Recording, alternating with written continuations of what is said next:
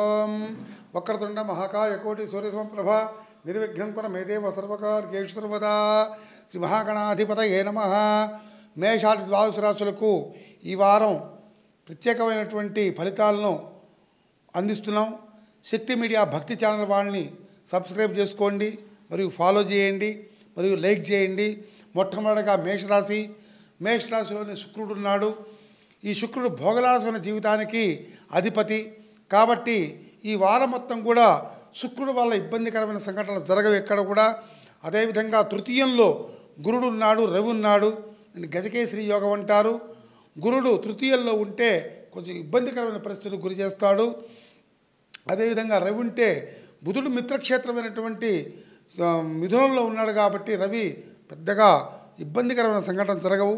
తర్వాత చతుర్థుల్లో బుధుడు చంద్రుడు ఉన్నాడు. మాతృ సంబంధమైన కార్యాలు, మాతృ ప్రేమను పొందటం, మాతృ అంటే అమ్మ తల్లి ద్వారా వచ్చే కొద్దిగా ఆస్తులైనా ఏమైనా ఉంటే వాళ్ళకి రావడానికి అవకాశం ఉంటుంది. అదే పంచమంలో కుజుడు కేతువు ఉన్నారు. ఈ కుజకేతువులు కలిస్తే వివాహ సంబంధం విషయాల్లో కొంచెం ఇబ్బందికరంగా ఉంటుంది.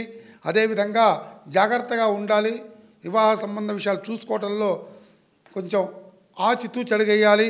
అదేవిధంగా ఏకాదశిలో రాహు ఉన్నాడు. ఆ రాహు మంచి భోగాన్ని ఇస్తాడు, ఎనలేని సంపదలు కూడా ఇస్తాడు. తర్వాత ద్వాదశంలో శని ఉన్నాడు. ఈ ఏలినాడు శని అంటే మేషరాశి వారికి ఏలినాడు శని. ఈ శని వల్ల చాలా కొంచెం ఇబ్బందికరమైన కార్యాలు జరుగుతాయి. కాబట్టి ఎప్పుడు కూడా నీలాంజన సమాభాసం రవిపుత్రం హిమాగ్రజం ఛాయామార్తాండ సంభూతం నమామి శనీశ్వరం అనే ధ్యాన శ్లోకాన్ని చదువుకోండి. ఇది మేషరాశి యొక్క ఫలితం. తదుపరి వృషభ రాశికి ద్వితీయంలో గురుడు రవి ఉన్నారు. దీన్ని గజకేశ్వరి యోగం అంటారు. ధన సంపాదన కారకుడైనటువంటి గురుడు ద్వితీయంలో ఉండటం వృషభ రాశి వారికి ఈ వారం ఎంతో ఉత్తమం. అదే రవి కూడా ద్వితీయంలో ఉన్నాడు కాబట్టి గురురవులు కలిసి ఉన్నారు కాబట్టి మంచి యోగాన్ని ఇస్తారు. తృతీయంలో బుధుడు చంద్రుడు ఉన్నారు కాబట్టి అన్నదమ్ముల మధ్య సఖ్యత ఉండాలి బాగా. తర్వాత గొడవలకి పోకూడదు. చాలా జాగ్రత్తగా అన్నదమ్ములు ఒకళ్ళు అర్థం చేసుకొని మెరుగుతూ ఉండాలి. చతుర్థంలో కేతువు కుజుడు ఉన్నారు కాబట్టి వివాహానికి సంబంధించిన విషయాల్లో కూడా, లేకపోతే వివాహ సంబంధానికి వెతకడానికి వెళ్ళే పరిస్థితుల్లో కూడా ఈ వృషభ రాశి వాళ్ళు కొంచెం ఆగటం మంచిది. అదేవిధంగా నవమంలో రాహు ఉన్నాడు. ఈ రాహు భాగ్యాన్ని ఇస్తాడు చక్కగా. దశమంలో రాహు ఉన్నాడు కాబట్టి భాగ్యాన్ని ఇస్తాడు. తర్వాత ఏకాదశిలో శని ఉన్నాడు కాబట్టి ఈ శని వల్ల వృషభ రాశి వాళ్ళకి ఎటువంటి ఇబ్బంది ఉండదు, అంతా మంచి జరుగుతుంది. తదుపరి మిథున రాశి లగ్నంలోనే అంటే రాశిలోనే గురుడు ఉన్నాడు కాబట్టి దేహబాధ కలుగుతూ ఉంటుంది. ఈ దేహబాధ ఎట్లా ఉంటుందంటే కొంచెం ఇబ్బందికరంగా ఉండి అసలు ఎందుకు ఈ జీవితం ఇట్లా ఉంటుందా అనిపిస్తూ ఉంటుంది. అదేవిధంగా రవి కూడా ఉన్నాడు కాబట్టి సాహస కార్యాలు చేయడానికి, ఉద్యోగ ప్రయత్నాలు చేయడానికి కూడా అధికారం ఉంటుంది. తర్వాత బుధుడు చంద్రుడు కలిసి ద్వితీయంలో ఉన్నారు. మంచి యోగాన్ని ఇస్తారు, ధన సంపాదన కలిగజేస్తారు. తృతీయంలో కుజుడు కేతు ఉన్నారు. కుజపతి కేతు అని ఇందాక చెప్పుకున్నాం. అన్నదమ్ముల మధ్య వైరం రాకుండా చూసుకోవాలి. అదేవిధంగా కుజుడు కేతువు కలిస్తే కొంచెం కోపదారతను తగ్గించుకోవాలి. భాగ్యంలో రాహు ఉన్నాడు. మంచి భోగాన్ని ఇస్తాడు రాహు ఎప్పుడు కూడా ఈ మిథున రాశి వాళ్ళకి.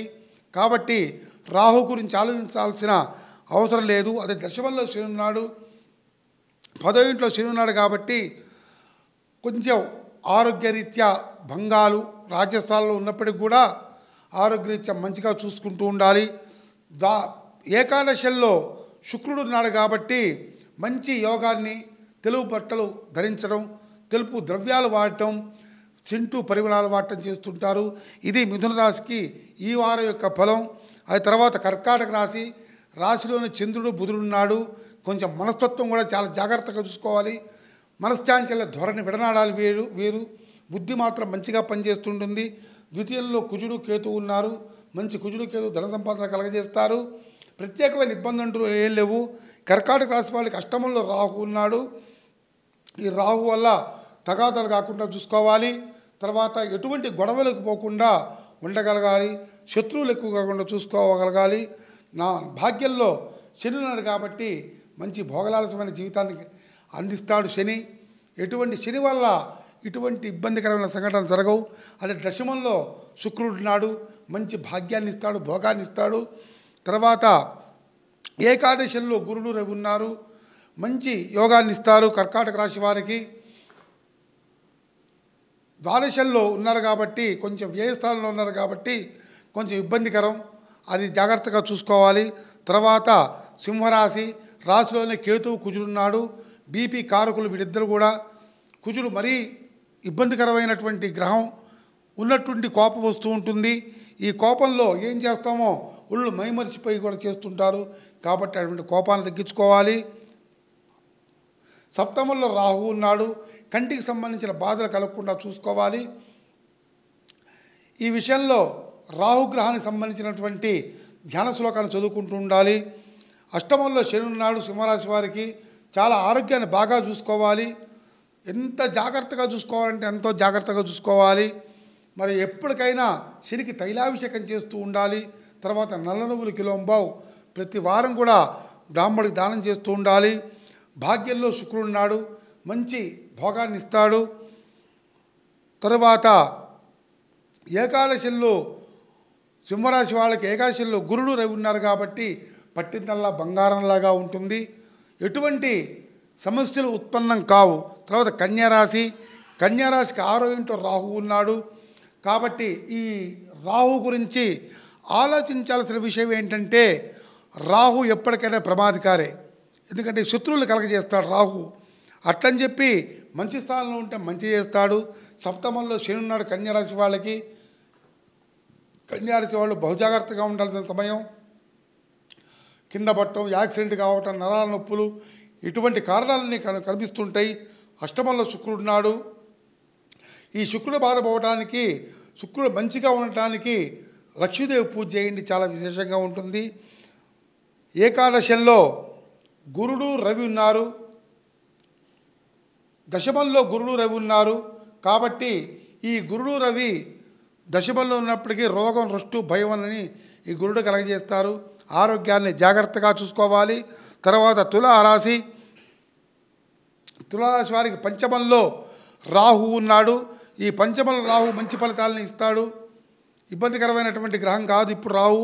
తర్వాత షట్కంలో అంటే 6వ ఇంట్లో శని ఉన్నాడు తులారాశి వాళ్ళకి, 6వ ఇంట్లో శని ఉన్నాడు కాబట్టి ఈ తులారాశి వాడికి వెనుకట కాలంలో పడుతున్న కష్టాలన్నీ కూడా వెళ్ళిపోయి మంచి రోజులు వస్తాయి.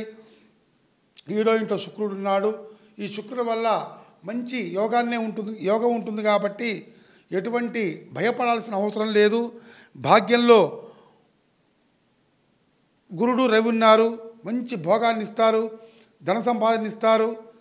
తర్వాత ఉద్యోగ ప్రయత్నాలు అనుకూలిస్తాయి, వీళ్ళందరికీ కూడా చక్కగా ఉంటుంది. దశమంలో బుధుడు చంద్రుడు ఉన్నారు, మంచి సుస్థానంలో ఉన్నారు, ఇద్దరు కూడా చంద్రుడితో కలిసి బుధుడు ఉన్నాడు. సరే బుధుడికి చంద్రుడు శత్రువు అయినా కూడా చంద్రుడు ఎవరికి శత్రువు కాడు కాబట్టి బుధుడు చంద్రుడు కలిస్తే కొద్దిగా యోగం భంగమైన అక్కడ చంద్రుడు స్వస్థానం కాబట్టి చాలా విశేషంగా యోగిస్తాడు. ఏకాదశిలో కుజుడు కేతు ఉన్నారు కాబట్టి వివాహ విషయంలో బ్రహ్మాండంగా చక్కగా ముందడుగు వేయచ్చు. తర్వాత వృశ్చిక రాశి, చతుర్థంలో రాహు ఉన్నాడు వృశ్చిక రాశి వారికి. వృశ్చిక రాశిలో చతుర్థంలో రాహు ఉన్నాడు కాబట్టి ఆస్తి విషయాల్లో తగాదాలు పెట్టుకోకూడదు. తల్లి తరపు వచ్చే ఆస్తి విషయాల్లో కూడా చాలా జాగ్రత్తగా బిహేవ్ చేస్తూ ఉండాలి. పంచమంలో శని ఉన్నాడు కాబట్టి ఎక్కడ కూడా జాగ్రత్తగా ఉండాలి పంచమంలో శని వల్ల, ఎందుకంటే శని ఎప్పుడు ఏది చేస్తాడో తెలవదు కాబట్టి చాలా జాగ్రత్తగా ఉండాలి పంచమంలో శని కూడా. షట్కంలో అంటే 6వ ఇంట్లో శుక్రుడు ఉన్నాడు, కొద్దిగా జాగ్రత్తగా మిత్రులతో మాట్లాడటం నేర్చుకోవాలి, చాలా జాగ్రత్తగా ఉండాలి. అష్టమంలో గురుడు రవి ఉన్నారు కాబట్టి జీర్ణకోశ వ్యాధులు, తర్వాత లివర్ ఫంక్షనింగ్ ఎట్లా ఉంటుందో చూసుకోవాలి. కొంచెం అరగకపోవటం, డైజెషన్ ప్రాబ్లమ్స్, వాంతులు కావటం ఇటువంటివి ఉత్పన్నమవుతూ ఉంటాయి. అదే అష్టమంలో రవి వల్ల కూడా సైట్ ప్రాబ్లమ్స్ అంటే కంటికి సంబంధించిన వ్యాధులు ఏవైతే ఉన్నాయో వచ్చే సూచనలు ఉన్నాయి, చాలా జాగ్రత్తగా ఉండాలి. తర్వాత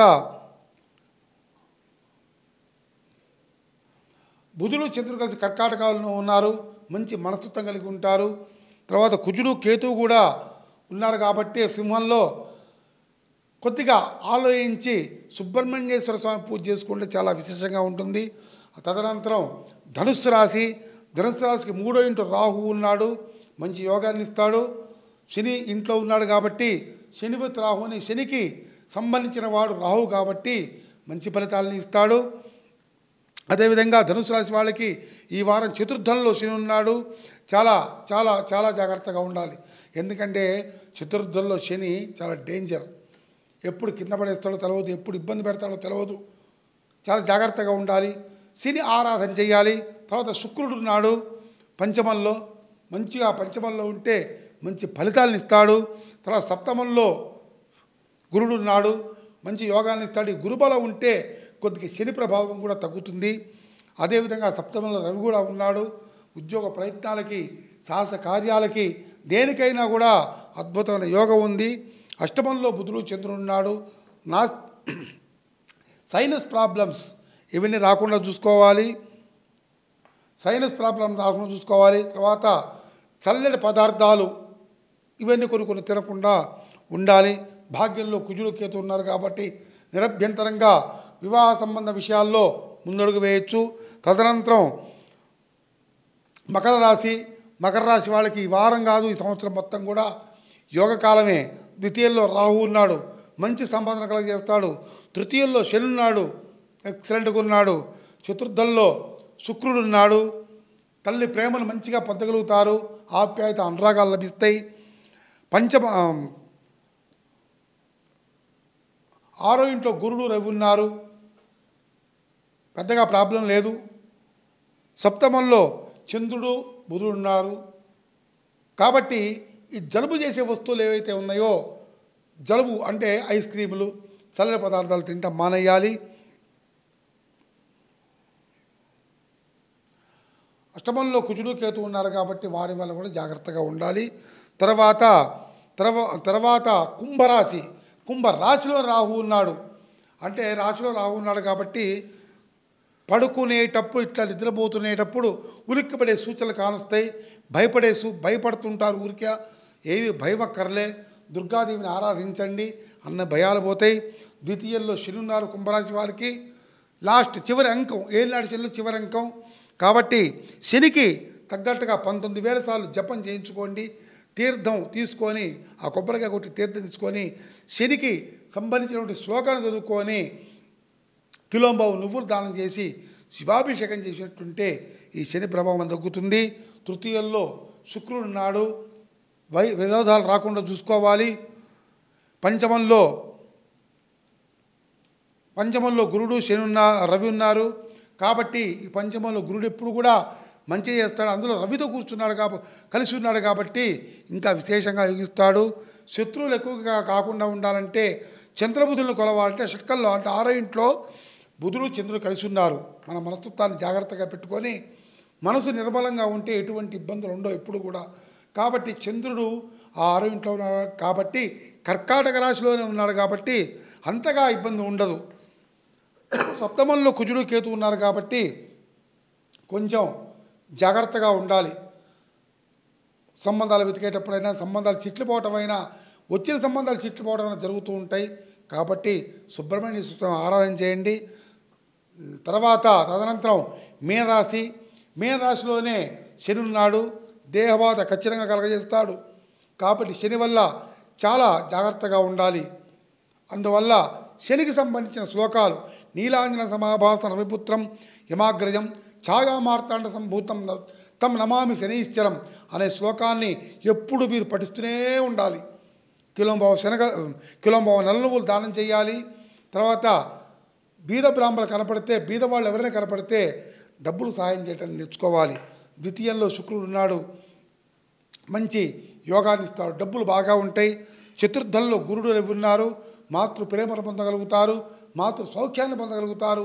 ఆ ద్వారా వచ్చే ఆస్తిపాస్తులైనా, డబ్బులైనా, రుణాలైనా ఏవైనా సరే ఉన్నా కూడా వాటిని తీర్చగలుగుతారు, పొందగలుగుతారు.